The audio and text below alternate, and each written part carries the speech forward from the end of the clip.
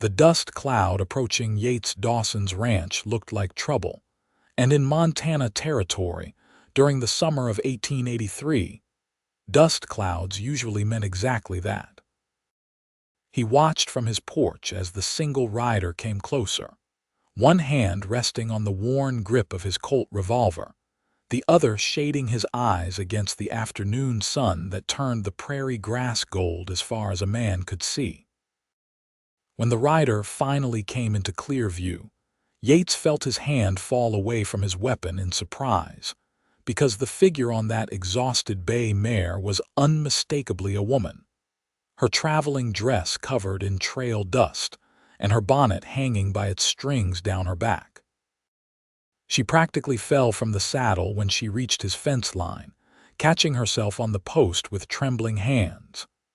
Yates was off the porch in seconds, his long legs carrying him across the yard faster than he had moved in months. Up close, he could see she was young, probably not much past 20, with hair the color of autumn wheat coming loose from its pins and eyes so green they reminded him of the pine forests in the mountains. Her face was sunburned and streaked with dust and what might have been dried tears.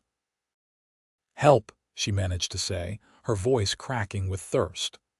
"Please, I need directions. I am looking for the town of Carlin. I was told it was near here, but I have been riding for 2 days and I think I am terribly lost." Yates caught her elbow as she swayed, feeling how thin she was beneath the heavy fabric of her dress. "Easy now. Let us get you inside first. Carlin is about 15 miles northeast, but you are not riding anywhere in this condition." She looked up at him with those startling green eyes, and for a moment, Yates forgot about everything except the way the sunlight caught in her disheveled hair. "I cannot impose. If you could just point the way, I will manage." "The only direction you need is here," Yates said firmly, already guiding her toward the house. "At least until you have had water and food and your horse has rested. That mare looks about ready to drop." The woman did not have the strength to argue. She let him lead her up the porch steps and into the coolness of his ranch house, a sturdy structure he had built himself 3 years ago when he first claimed this land. He settled her into his best chair, the one with the cushion his sister had sent from St. Louis, and fetched a cup of cool water from the pump. She drank it so fast he worried she might make herself sick. "Slower," he cautioned, and she nodded, taking smaller sips on the second cup. While she drank, he studied her more carefully. Her dress had once been fine, he could tell, though now it was stained and torn at the hem. She wore no wedding ring, and her hands, though dirty, were not the hands of someone accustomed to hard labor. There was a small carpetbag tied to her saddle, and nothing else. "My name is Yates Dawson," he said when she had finished the second cup. "This is my ranch. You are about 30 miles southwest of Carlin, and you have been riding in the wrong direction for at least a day, maybe more." Her face crumpled slightly at this news, but she gathered herself with visible effort. "I am Georgiana Vale. I was coming from Fort Benton, trying to reach Carlin where I was supposed to meet my aunt. She sent me a letter saying she had secured me a position as a schoolteacher there. But my stagecoach broke an axle 2 days ago, and the driver said we would be delayed for at least a week. I could not wait that long, so I bought a horse with the last of my money and tried to follow the directions he gave me."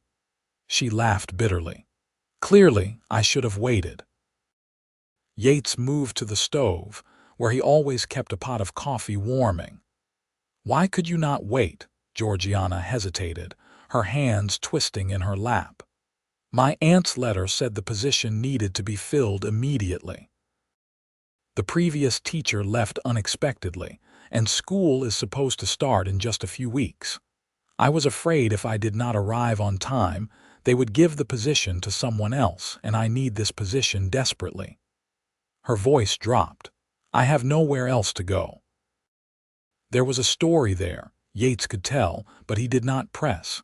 He poured her a cup of coffee and set it on the small table beside her chair. "You will stay here tonight. Tomorrow, I will take you to Carlin myself. It is too dangerous for a woman to travel alone out here, and you clearly do not know the territory." "I cannot ask you to do that," Georgiana protested, though he could see the relief in her eyes. "You must have work to do. I have already imposed enough."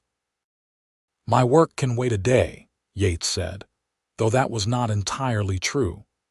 He had 200 head of cattle that needed checking, fences that needed mending, and a dozen other tasks that never seemed to end. But looking at this exhausted, desperate woman in his chair, he found he did not care about any of that. "Besides, it will give your horse time to recover. She is in no shape to carry you anywhere right now." Georgiana nodded slowly, accepting defeat. "Thank you, Mr. Dawson. You are very kind." "Just Yates is fine," he said. "Let me show you where you can wash up, and then I will fix us something to eat. You look like you have not had a decent meal in days." He led her to the back room where he kept a basin and pitcher of water. It was not much, but it was clean, and he gave her a towel that was worn but freshly laundered. While she washed, he went to tend to her horse, leading the exhausted mare to his small barn and removing the saddle. The animal's coat was damp with sweat, and her legs were trembling. Yates rubbed her down carefully, gave her water and grain, and made a mental note that Georgiana had at least had the sense to care for the horse as best she could, even if her navigation skills were sorely lacking.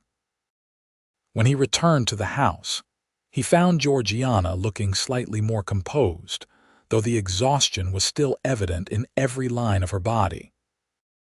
She had washed her face and hands and attempted to fix her hair, though several strands still escaped their pins in a way that Yates found unexpectedly charming. He set about making a simple meal of salt pork, beans, and the bread he had baked 2 days ago. It was plain fare, but it was hot and filling, and Georgiana ate like someone who had been surviving on nothing but hardtack and jerky. While they ate, she told him more of her story, and Yates found himself drawn in by her voice, which had a slight Eastern accent he could not quite place. She had grown up in Philadelphia, the daughter of a merchant who had died suddenly 6 months ago. Her mother had passed when Georgiana was a child, and her father had never remarried. When his business was settled, Georgiana had discovered there were debts she had not known about, debts that consumed everything and left her with nothing. An aunt she barely remembered, her mother's sister who had moved west years ago, had responded to Georgiana's desperate letter with an offer of help and news of the teaching position. "I sold everything I could," Georgiana said quietly, staring at her plate. "Furniture, books, even my mother's jewelry. It was just enough for the train fare and the stage coach. The horse took the very last of it. If this teaching position falls through, I truly do not know what I will do." Yates felt something tighten in his chest at the fear in her voice. "You will get there tomorrow," he assured her. "And if for some reason the position is already filled, which I doubt it will be, Carlin is a growing town. There will be other opportunities." Georgiana looked up at him with those green eyes, and he saw hope struggling against despair. "You must think me very foolish, setting out alone like that." "I think you were desperate," Yates said. "Desperate people do what they must. There is no shame in that." After dinner, as the sun began to set and painted the sky in shades of orange and purple that seemed to set the prairie on fire, Yates gave Georgiana his bedroom and took a bedroll for himself in the main room. She protested, but he would not hear of it. He was accustomed to sleeping on the ground when he was out with the cattle, and one night on his own floor would not hurt him. He lay awake for a long time, listening to the familiar sounds of his house settling and the distant cry of a coyote. But mostly he was aware of Georgiana's presence in the next room, and the strange feeling it gave him to have someone else in his home. He had been alone on this ranch for 3 years, ever since he left his family's farm in Missouri to make his own way. He had convinced himself he preferred the solitude, that the company of his horses and cattle was enough. Now, with just a few hours of conversation, a woman he had only just met had made him question all of that. The next morning dawned clear and bright. Yates woke early, as was his habit, and made coffee and breakfast before Georgiana emerged from the bedroom, looking rested but shy, clearly uncomfortable with the intimacy of the situation despite its innocence. "I cannot thank you enough for your hospitality," she said, accepting a cup of coffee with both hands as if it were precious. "I promise I will repay you someday." "No need for that," Yates said. "Are you ready to head to Carlin after breakfast?"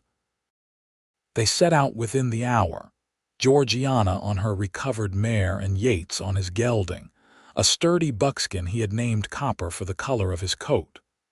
The ride to Carlin would take most of the day at an easy pace, and Yates was determined not to push the horses or Georgiana too hard. She was already saddle-sore. He could tell from the way she sat carefully in the stirrups, though she tried to hide it. As they rode across the open prairie, Yates found himself pointing out landmarks, telling her about the territory and his ranch. Georgiana listened with genuine interest, asking questions that showed she was intelligent and curious. She wanted to know about the cattle, about how he had come to claim this land, about the dangers and the joys of ranching. In turn, she told him about Philadelphia, about the world of shops and theaters and streets filled with people, a world so different from his own that it might as well have been on another continent. "You miss it?" he asked as they stopped to rest the horses near a small creek. Georgiana considered the question while she refilled her canteen. "I miss my father," she said finally, "and I suppose I miss the familiarity of it all, but the city was never really mine, if that makes sense. It was where I lived, but I never felt I belonged there. My father was always so busy with his business, and after my mother died, our house felt more like a museum than a home. Perhaps that is why I did not hesitate to come west when my aunt offered. There was nothing really holding me there anymore. You know your aunt well." "Not at all," Georgiana admitted. "I have not seen her since I was very small. I have only a vague memory of a woman with kind eyes who smelled like lavender. My father and she had a falling out after she married her husband and moved to Montana. I never knew the details. But when I wrote to her after father died, she responded immediately and has been nothing but generous in her letters." They reached Carlin in the late afternoon, when the sun was beginning its descent, but the heat of the day still shimmered off the dirt Main Street. It was a typical frontier town, smaller than Yates had led Georgiana to expect, with a dozen or so buildings clustered along a single road. There was a general store, a saloon, a small hotel, a blacksmith, and a few other establishments that served the ranchers and homesteaders scattered across the surrounding territory. Yates led them to the general store, where the owner, a balding man named Murphy who knew everyone and everything that happened in Carlin, could surely direct them to Georgiana's aunt. Murphy's face lit up when Yates explained their mission. "You must be talking about Martha Voss," he said to Georgiana. "She and her husband Tom have a place about 2 miles north of town. Fine people. Martha has been telling everyone her niece was coming to be the new school teacher. Everyone is mighty excited about it, too. We have been without a proper teacher since Miss Henley up and married that prospector and moved to Helena." Relief flooded Georgiana's face so completely that Yates felt his own tension ease in response. "Then the position is still available?" "Oh yes, miss," Murphy assured her. "Martha just checked with the town council last week. They are eager for you to start. School building is right over there." He pointed to a small structure at the end of the street. Not much to look at, but it is sound and it has books and slates and all the necessaries." Yates and Georgiana thanked Murphy, who gave them detailed directions to the Voss homestead. As they rode out of town, Georgiana turned to Yates with such a brilliant smile that it made something in his chest constrict. "I cannot believe it worked out," she said. "I was so afraid, so certain that everything would fall apart." "Life has a way of working out sometimes," Yates said, though privately he was already dreading what came next. Once he delivered Georgiana to her aunt, he would have no reason to see her again. The thought bothered him more than it should have, given that he had known her for less than 24 hours. The Voss homestead was a neat little property with a whitewashed house and a well-tended garden. A woman in her 40s came out onto the porch as they approached, shading her eyes to see who was coming. When she recognized the young woman on the bay mare, she let out a cry of joy and rushed down the steps. "Georgiana! Oh, my dear girl, you are here at last." Georgiana dismounted and was immediately enveloped in a warm embrace. Watching them, Yates could see the family resemblance, the same shape to their eyes, the same set to their shoulders. Martha Voss held her niece at arm's length, taking in her bedraggled appearance with concern. "What happened to you? Your letter said you would be arriving by stage." Georgiana explained about the broken axle and her decision to ride ahead, then gestured to Yates. "And I would have been hopelessly lost if not for Mr. Dawson. I came to his door asking for directions, and he was kind enough to give me shelter and bring me here." Martha turned her warm gaze on Yates. "Then we are deeply in your debt, Mr. Dawson. Please, you must stay for supper. It is the least we can do." Yates started to decline, knowing he should head back to his ranch, but Georgiana added her voice to her aunt's. "Please," she said, and something in her eyes made him unable to refuse. So he stayed, meeting Tom Voss, a quiet man with calloused hands and a quick smile, and sharing a meal that was simple but delicious. Over roast chicken and vegetables from Martha's garden, he learned more about the family and the community. Tom was a carpenter by trade and did work for all the ranches and homesteads in the area. Martha was active in the church and the Ladies' Aid Society and clearly delighted to have her niece with her. "You will stay here with us, of course," Martha told Georgiana. "We have a spare room that will be perfect for you. It is a bit small, but it has a window with a lovely view of the mountains." As the evening wore on and lamps were lit against the gathering darkness, Yates knew he needed to head home. He had already been gone longer than he should have been.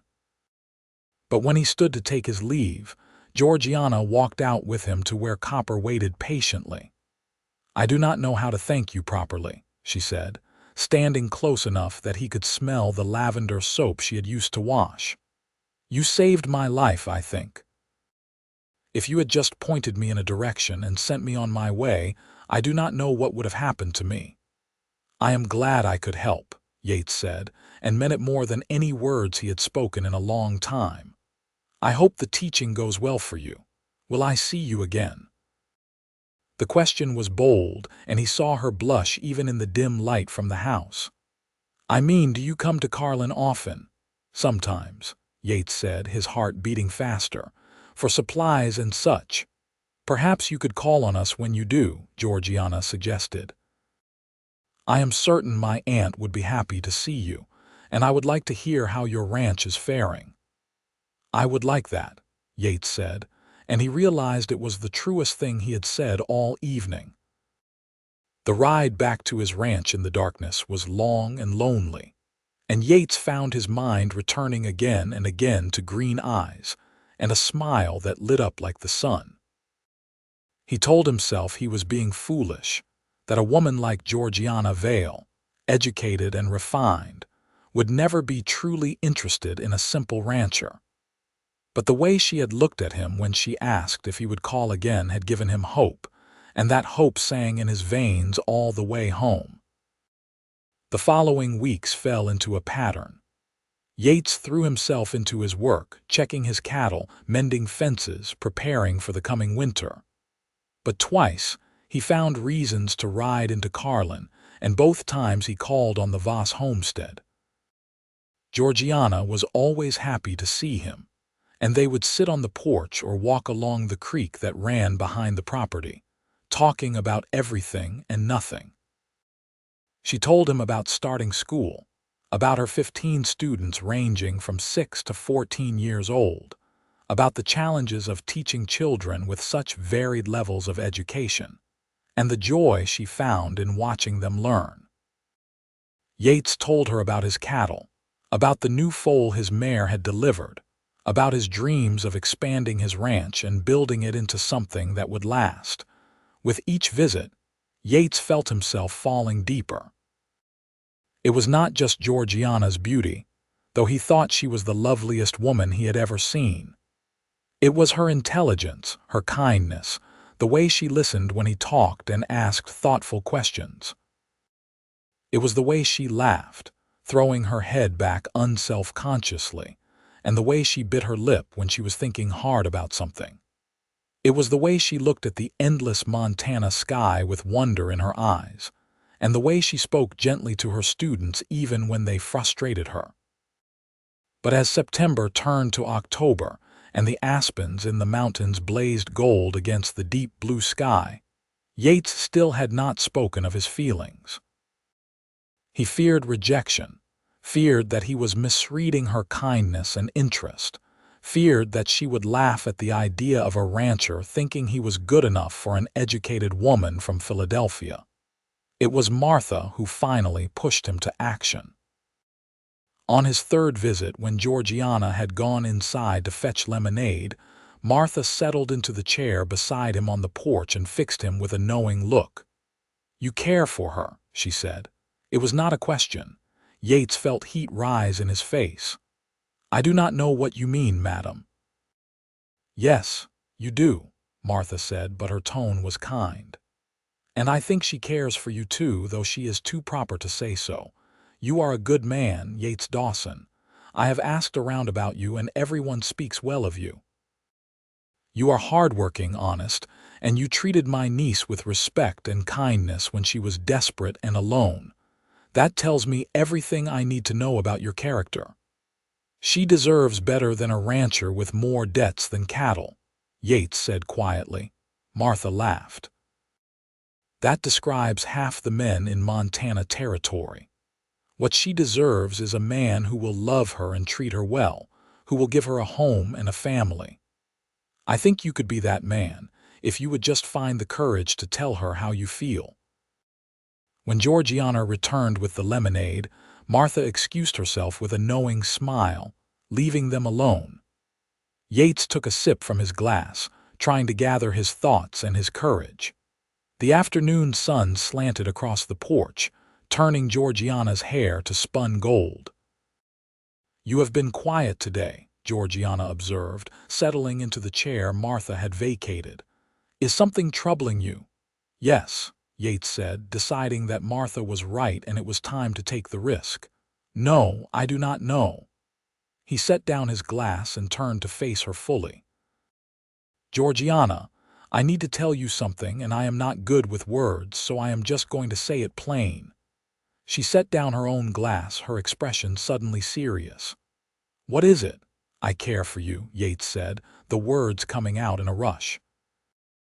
"I have cared for you since that first day when you came to my door, lost and frightened but still brave enough to have ridden alone across the territory. I know I have no right to feel this way, and I know I have nothing much to offer you except a half-built ranch and a lot of hard work, but I cannot stop thinking about you, and I had to tell you before I went out of my mind." For a long moment, Georgiana just stared at him, and Yates felt his heart sink.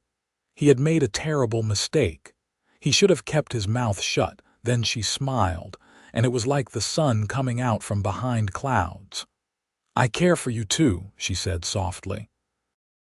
"I have been hoping you would say something like this, but I thought perhaps you just saw me as a responsibility, someone you had helped who you felt obligated to check on. No, Yates said emphatically, never that. You are not an obligation, Georgiana, you are. He struggled for the words. You are like water in the desert, like coming home after a long day, like everything good I did not know I was missing. Georgiana's eyes shimmered with tears, but she was smiling. That is the most beautiful thing anyone has ever said to me. Yates reached out and took her hand, marveling at how small and delicate it felt in his calloused palm. I know this is fast. I know we have only known each other a few months, but out here, people do not have the luxury of long courtships. Life is too hard and too uncertain. So I am going to ask you something, and you can say no and I will understand, but I have to ask. What is it? Georgiana whispered. Would you consider marrying me, being my wife, sharing my life on that ranch? The words tumbled out, clumsy but sincere. I will work harder than I ever have to make you comfortable. I will build additions to the house, whatever you need. I will, yes, Georgiana interrupted, laughing and crying at the same time. Yes, Yates, I will marry you. He stood and pulled her to her feet, then did what he had wanted to do since that first day. He kissed her. It was gentle and careful, a first kiss that held the promise of thousands more to come. When they finally pulled apart, both of them were smiling like fools. Martha, who had clearly been watching from the window, came out onto the porch wearing a huge smile. I take it congratulations are in order. We are getting married, Aunt Martha, Georgiana said, still holding Yates's hand like she was afraid to let go. I thought you might be, Martha said with satisfaction. Tom, come here. We have news. The next few weeks were a whirlwind of planning. They decided on a November wedding to be held in the small church in Carlin. It would be simple. They both agreed, just family and a few friends, but Martha insisted on making a wedding dress for Georgiana and baking a proper cake, and Tom enlisted Yates's help in making furniture for the ranch house. Yates found himself working harder than ever, trying to get his ranch in proper shape for a wife. He built on a new bedroom, larger than the original, with windows facing east so Georgiana could watch the sunrise. He repaired every fence, patched every hole in the roof, and even built a chicken coop because Martha said every ranch wife needed chickens. In between work, he rode to Carlin as often as he could to see Georgiana. She was busy with school during the day, but in the evenings, they would walk together or sit on the Voss porch and talk about their future. They discussed everything, from how many children they wanted to what crops they might plant in the spring. Georgiana had ideas about the ranch that Yates had never considered, ways to diversify beyond just cattle. She was practical and intelligent, and every conversation made him more certain that marrying her was the best decision he would ever make. The wedding day arrived with the first real cold snap of the season, but the sun shone brightly and the sky was a brilliant blue. The church was decorated with late-season wildflowers that Martha had somehow managed to find, and it was packed with people from town and the surrounding ranches. Yates stood at the front in his best suit, which he had bought specifically for the occasion, and watched as Georgiana walked down the aisle on Tom's arm. She wore a dress of cream-colored silk that Martha had sewn, simple but elegant, and she carried a small bouquet of dried flowers tied with ribbon. But Yates barely noticed the dress or the flowers. All he could see were those green eyes looking at him with such love and trust that he felt humbled and exalted all at once. The ceremony was brief, conducted by the circuit preacher who came through Carlin once a month. Yates made his vows in a steady voice, promising to love and honor and cherish Georgiana for all his days, and she made hers in return, her voice clear and certain. When the preacher pronounced them husband and wife, Yates kissed her with all the tenderness and passion he felt, and the church erupted in cheers and applause. The celebration afterward was held at the Voss homestead, where Martha and the other women had prepared a feast. There was music and dancing and laughter, and Yates danced with his new wife under the stars, holding her close and marveling that she was his now, truly his. When they finally left for the ranch late that evening, riding side by side under a moon so bright it turned the prairie silver, Georgiana reached over and took Yates's hand. "Are you happy?" she asked.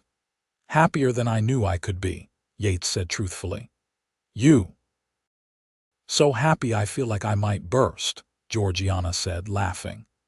"When I came to your door that day, lost and scared and certain my life was over, I never imagined it was actually just beginning." "The only direction you needed was here," Yates said, echoing his words from that first day. "I am glad you found your way." "So am I," Georgiana said softly. "So am I." Their first months of marriage were an adjustment for both of them.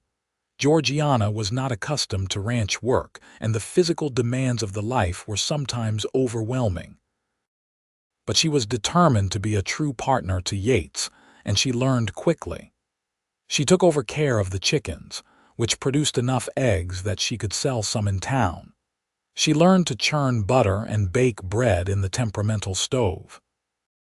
She helped with the cattle when Yates needed an extra pair of hands, though she confessed that the huge animals terrified her. Yates, in turn, learned to adjust to having someone else in his home, someone who rearranged his cupboards and wanted curtains on the windows and expected him to wash before dinner. But these were small adjustments, and he found he loved having Georgiana there. He loved coming in from a long day to find her cooking dinner, loved the way the house smelled of bread and flowers, loved falling asleep with her in his arms and waking to find her still there. She continued teaching through the winter, riding into Carlin 3 days a week with Yates or Tom as an escort, and working with her students in the small schoolhouse. On the days she did not teach, she worked on the ranch, and in the evenings she would sit by the fire and read aloud to Yates, introducing him to novels and poetry he would never have encountered otherwise. By spring, when the prairie turned green and the cattle grew fat on new grass, Georgiana discovered she was pregnant. She told Yates one evening after dinner, her face glowing with joy and nervousness. "Are you happy?" she asked, echoing her question from their wedding night. Yates picked her up and spun her around, laughing. "Happy does not even begin to cover it. When? Late September, I think, or early October. That summer was busy beyond belief." Yates worked himself nearly to exhaustion, determined to have everything ready before the baby came. He built a cradle from pine wood and sanded it smooth as silk. He repaired the roof again and added more supplies to their pantry. He increased his herd by buying young steers from a neighboring rancher who was moving back east. Georgiana, despite her growing belly, continued to work as much as she could, though Yates and Martha both tried to make her rest more.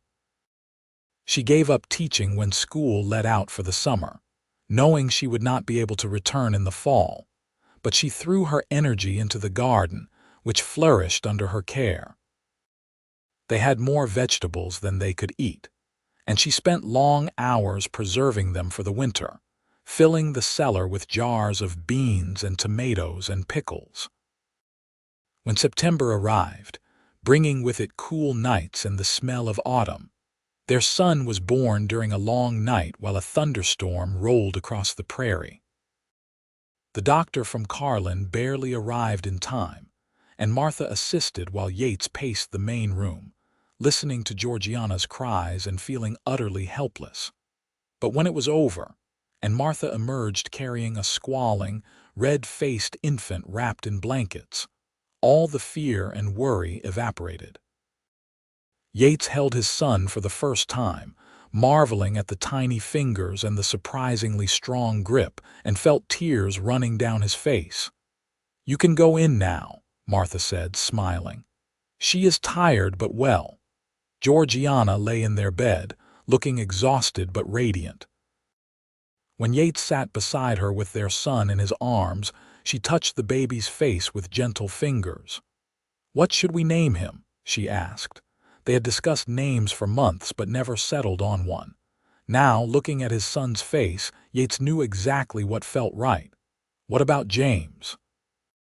"After your father." Georgiana's eyes filled with tears.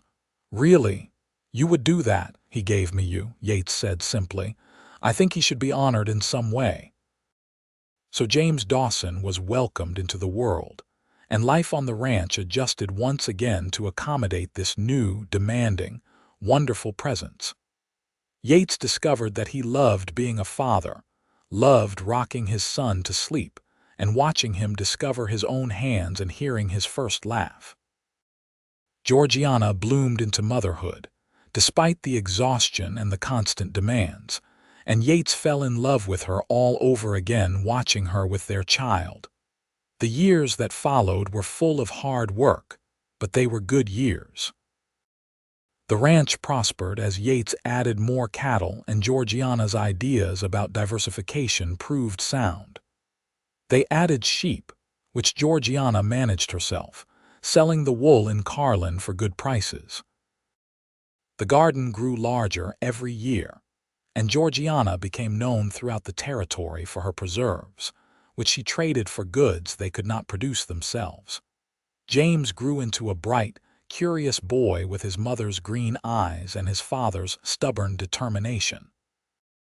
When he was 3, a daughter joined the family, a tiny thing they named Rose, who had Yates's dark hair and Georgiana's delicate features. 2 years after Rose came another son, Samuel, who was loud and strong from the moment he entered the world.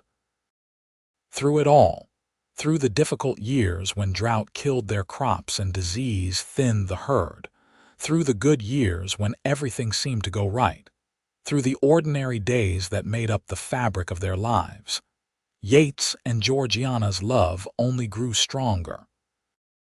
They learned each other's moods and needs, learned when to push and when to give space, learned the 1,000 small ways that married people care for each other. On their 10th anniversary, Yates took Georgiana up to a high meadow on the ranch, a place he had discovered years ago that overlooked the entire valley. It was autumn again, the aspens turning gold, the air crisp and clear.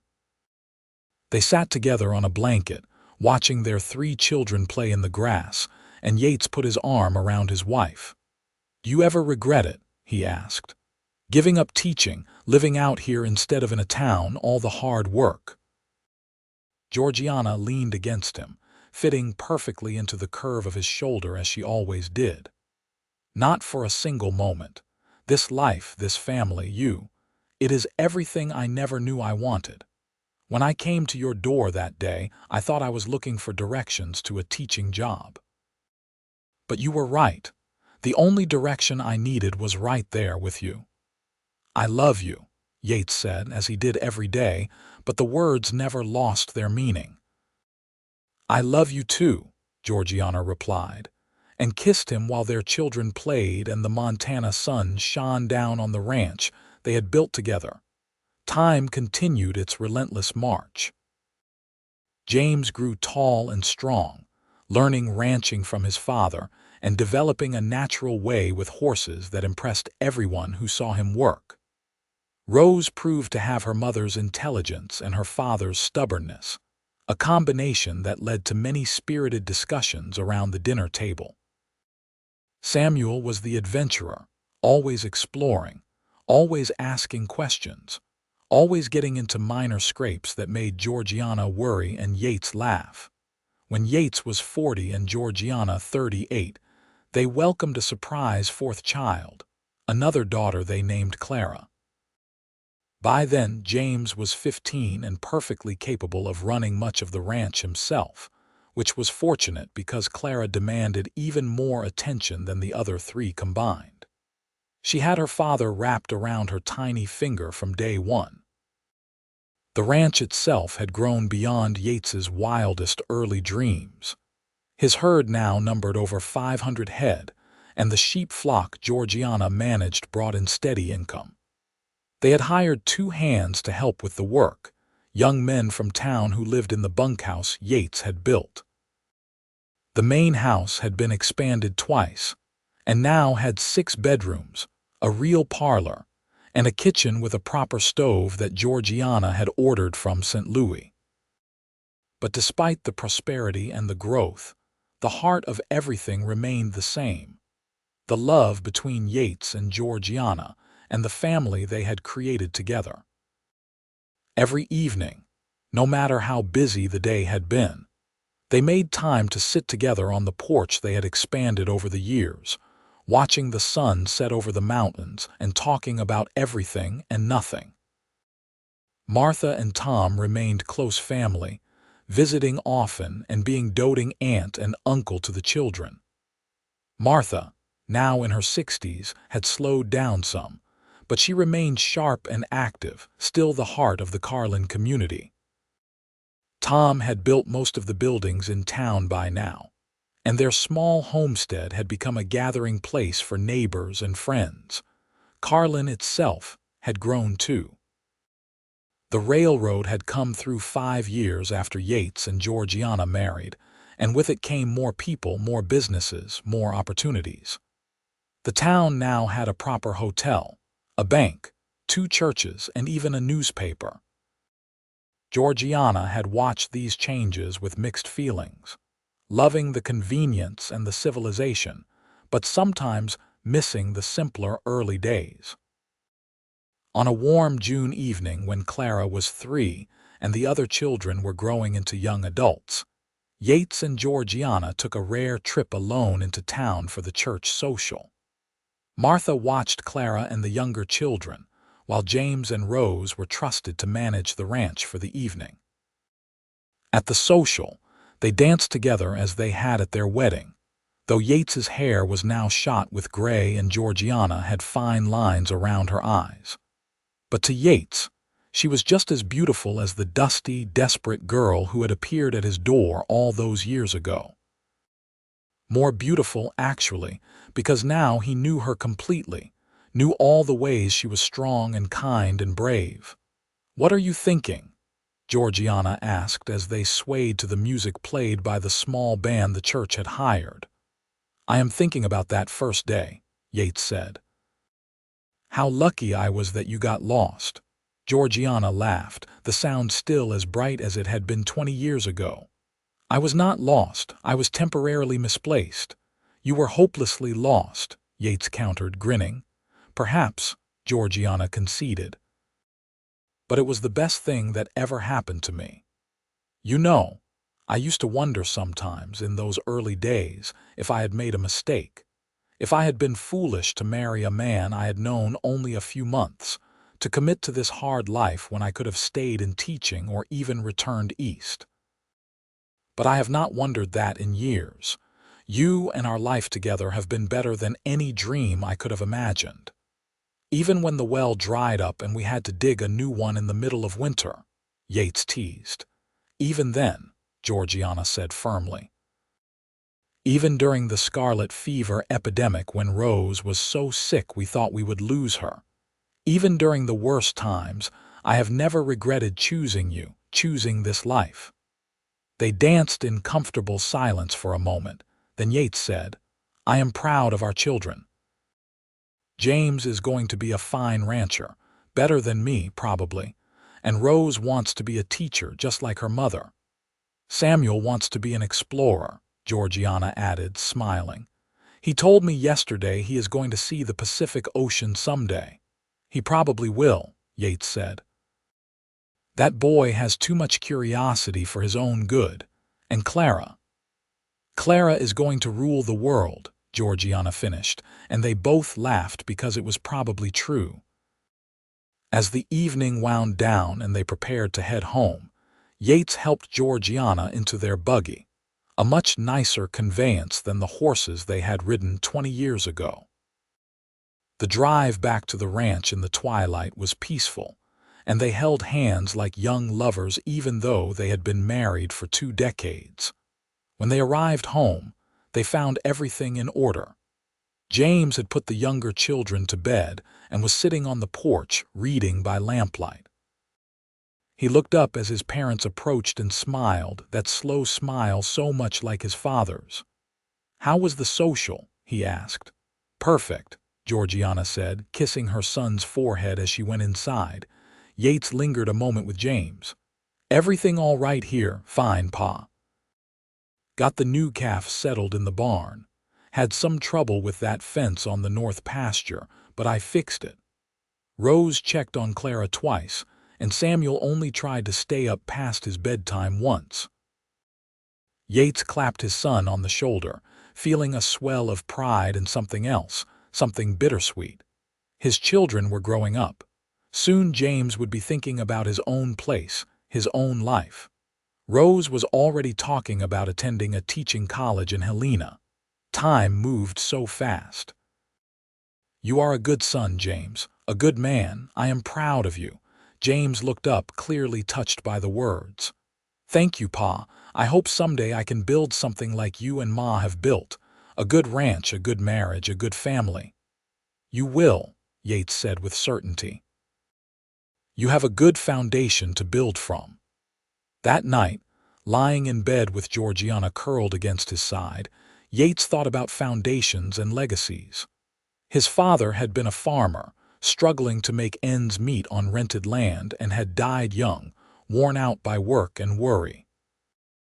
Yates had wanted something better, something that would last, and he had found it here in Montana territory, on this ranch he had built with his own hands. But more than the land or the cattle or the buildings, his legacy was the family he had created with Georgiana. Their children, healthy and strong and good, their love which had weathered every storm and only grown deeper with time. That was what would last, what would matter. "Are you awake?" Georgiana whispered. "Yes, just thinking." "About what?" "About how that day you came to my door was the day my real life began," Yates said. "Everything before that was just preparation." Georgiana shifted to look at him, her face soft in the moonlight coming through the window. "Do you know what I think about sometimes? I think about what would have happened if you had just given me directions and sent me on my way like I asked. I probably would have gotten more lost. I might have died out there. But even if I had made it to Carlin, I would have become a spinster schoolteacher, alone. I would never have known what it was like to be truly loved, to be part of something bigger than myself." "You would not have been alone long," Yates said. "Someone else would have seen how special you are." "Maybe," Georgiana said, "but it would not have been you. And you are the only one I have ever wanted." They kissed then, with all the passion and tenderness of 20 years of marriage, and Yates marveled once again at the miracle of having this woman in his arms, in his life, in his heart. The years continued to pass, bringing changes and challenges. Samuel did indeed go exploring, signing on with a surveying expedition when he was 19, and sending letters from wild and distant places that made Georgiana worry and Yates swell with pride. Rose went to Helena for teacher training and came back to teach in Carlin, taking over the school where her mother had once taught. She married a banker's son and gave Yates and Georgiana their first grandchild, a boy named after Yates. James married a rancher's daughter from the next valley, a practical young woman named Elizabeth who fit into the family perfectly. They took over running much of the ranch, living in a house James built on the other side of the property, and had 3 children of their own. Clara, true to prediction, proved to be a force of nature, eventually moving to Helena herself and becoming involved in the suffrage movement, much to her mother's delight and her father's bemused pride. Through all these changes, Yates and Georgiana remained the constants, the center around which everything else revolved. They were grandparents now, their hair gray and their bodies slower than they once had been, but their love as strong as ever. On their 30th anniversary, the whole family gathered at the ranch for a celebration. Children and grandchildren filled the house with noise and laughter, and Martha, now elderly but still sharp, presided over the gathering like a queen. Tom had passed 2 years earlier, peacefully in his sleep, and Martha had moved into town, but she remained close to the family she had helped create. There was a feast, of course, and music and dancing. Yates danced with Georgiana, with his daughters and daughters-in-law, with his granddaughters who squealed with delight when he lifted them off their feet. But it was the dance with his wife that mattered most, the two of them swaying together while their family watched and cheered. 30 years, Georgiana said, her head on his shoulder. Can you believe it? Some days it feels like forever, Yates said. Other days it feels like it has only been a moment. I know exactly what you mean, Georgiana said. I remember that first day so clearly. I was so scared, so certain my life was falling apart. I thought asking for directions was the most important thing. And then you said, "The only direction you need is here," Yates finished, as he always did when they told this story. It had become part of their family lore, told and retold to children and grandchildren, the story of how their family began with a wrong turn and a rancher's kindness. "Best directions I ever received," Georgiana said, and kissed him while their family cheered again.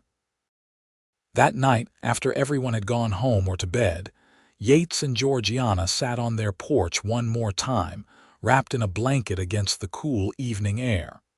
The ranch spread out before them, silver in the moonlight, the result of decades of work and dreams. "You think about the future?" Georgiana asked quietly. "About what happens to all this when we are gone, sometimes," Yates admitted. "But I am not worried. James will take care of the ranch. Rose is making a difference in her students' lives, just like you did. Samuel is out there seeing the world and making his own way. And Clara is going to change things, I think, really change things." "We did well," Georgiana said, and it was not a question. "We did very well," Yates agreed. "Better than I ever dreamed possible." They sat in comfortable silence, listening to the night sounds of the ranch, the distant lowing of cattle, the rustle of wind through grass, the hoot of an owl. This land, this life, this love, it was all woven together into something precious and permanent. "I would do it all again," Georgiana said suddenly. "Every hard day, every worry, every challenge, I would do it all again exactly the same way if it meant ending up here with you." "So would I," Yates said, and meant it with everything he was. As they finally rose to go inside, to their bed and their rest, Yates took one last look at the land he had claimed, the ranch he had built, the legacy he would leave. But more than any of that, he looked at the woman beside him, still beautiful in his eyes, still the best thing that had ever happened to him. She had come to his door asking for directions, lost and desperate and afraid. He had given her the only direction that mattered, toward home, toward love, toward the life they would build together. And in doing so, he had found his own true direction, the path that had led him to everything that mattered. As they closed the door on the night and the ranch and the wide Montana sky, Yates put his arm around Georgiana and led her toward their bedroom, toward the rest they had earned, toward another night of the thousands they had shared. Tomorrow would bring more work, more challenges, more joys. But they would face it together, as they had faced everything for 30 years. And that, Yates thought as he lay down beside his wife and felt her snuggle against him with the ease of long practice, was the only direction anyone really needed. Toward love, toward home, toward each other. Everything else was just details. In the years that followed, Yates and Georgiana gradually slowed down, letting James take over more of the ranch operations while they enjoyed their grandchildren and the peaceful rhythms of a life well lived. They remained active and engaged, Georgiana continuing her work with the church and the community. Yates still riding out to check the cattle every day until his joints finally protested too much.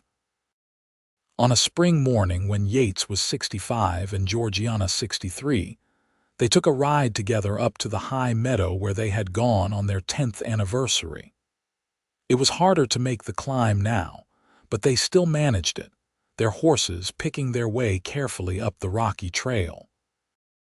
At the top, they dismounted and stood together looking out over the valley, the ranch spread below them like a patchwork quilt of fields and pastures. In the distance, they could see James's house, see the cattle grazing, see the life they had created still thriving. "It is beautiful," Georgiana said, leaning against Yates. "I never get tired of this view." "Neither do I," Yates said, though he was looking at her more than the landscape. "I am glad we came up here one more time," Georgiana said. "I do not know if we will be able to make this climb many more times." "Then we will enjoy it now," Yates said firmly. "No point worrying about what we cannot do later. We are here now, and that is what matters." They sat on the grass, Yates spreading his coat for Georgiana to sit on, and ate the simple lunch they had brought. The sun was warm and the air was clear, and for a while they could almost pretend they were young again, newly married and full of dreams.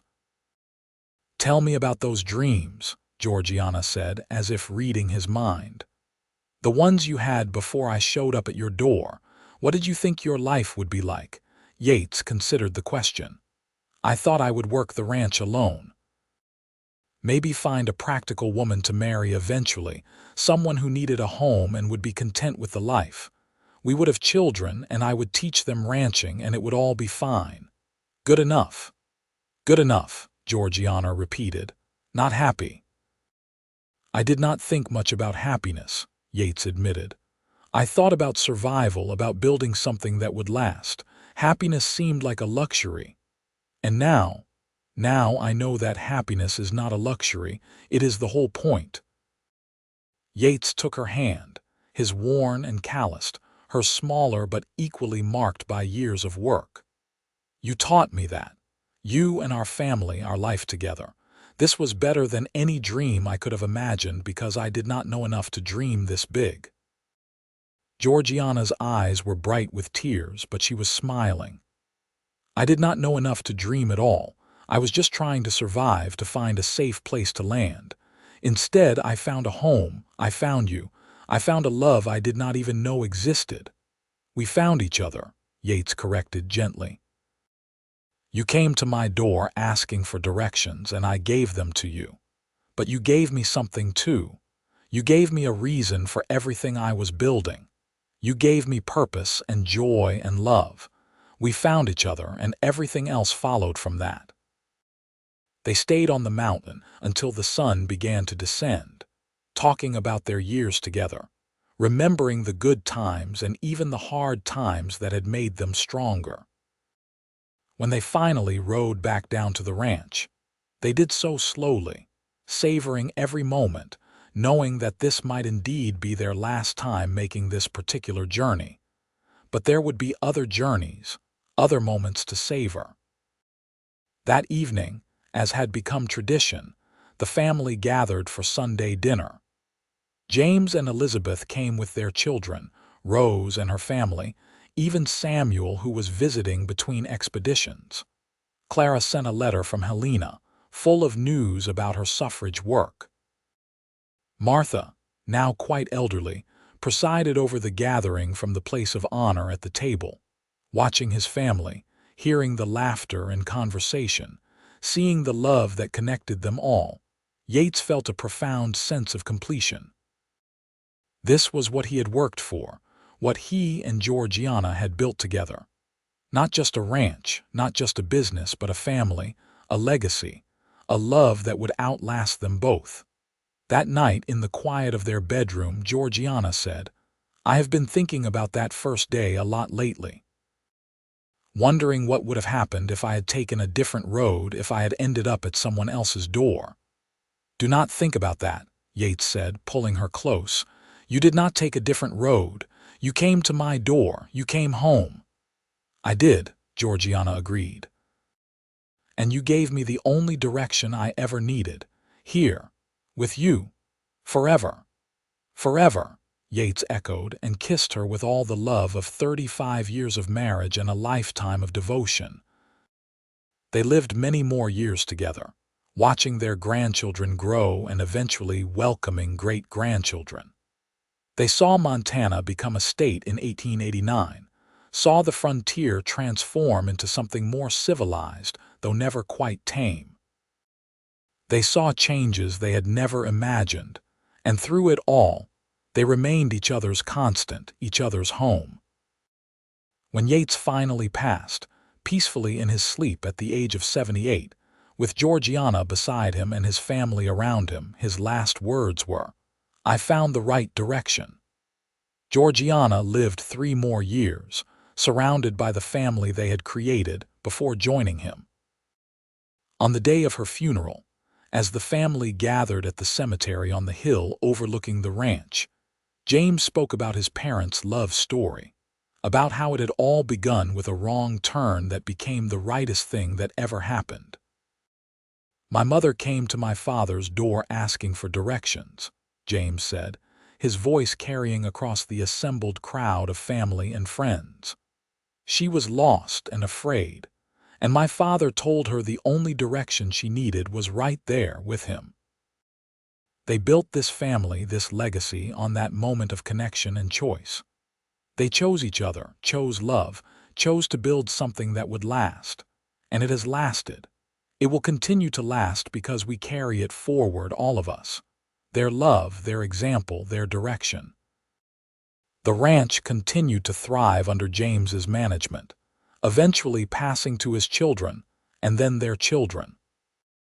The house was expanded again, and then again, but the original structure remained at its heart, the bedroom where Yates and Georgiana had slept for so many years, preserved exactly as they had left it.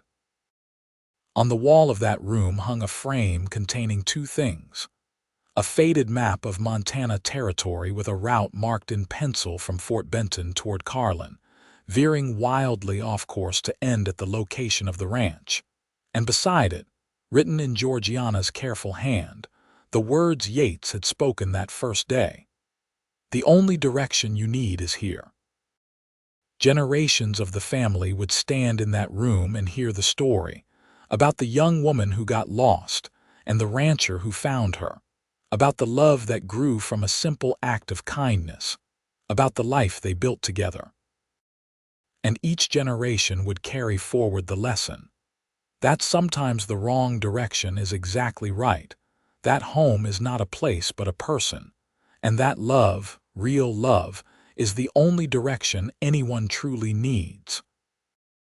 The ranch still stood a century later, smaller than it once was, but still operating, still in the family.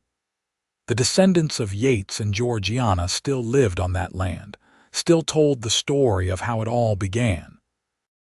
And on quiet evenings, when the Montana wind whispered across the prairie and the sun set in glorious colors over the mountains, you could almost see them there, the rancher and his wife, sitting on their porch, holding hands, having found their direction and never strayed from it for all their days together.